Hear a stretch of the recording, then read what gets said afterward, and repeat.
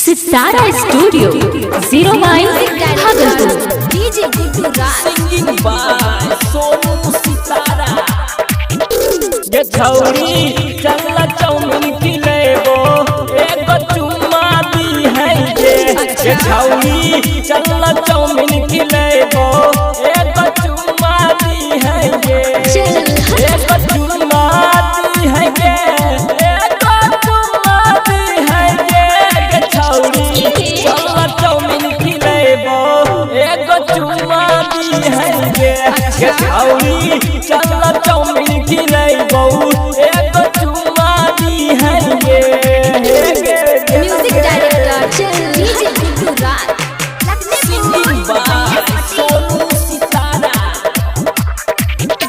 ये छौरी पंजो हमर लाभर के करो नहीं हो तो खबर के छौरी हो तो नहीं केकरो खबर।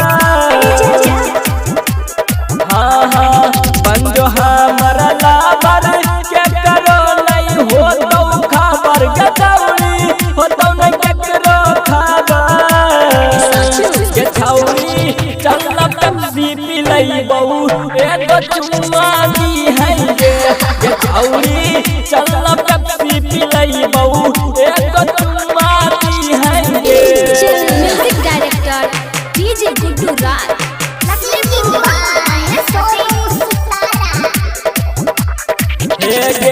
छियो हम तो दीवाना अब करन हमारा माना ये छौरी करन हमारा माना।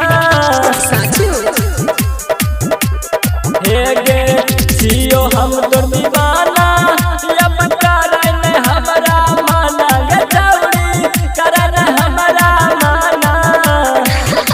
ये छौरी चल नथिया दिलई बहू एक चुम्मा दी है ये छौरी चल नथिया दिलई बहू एक चुम्मा दी है एक चुम्मा दी है एक चुम्मा दी है ये छौरी चल चौमिन खिलेबो एक चुम्मा दी है ये छौरी चल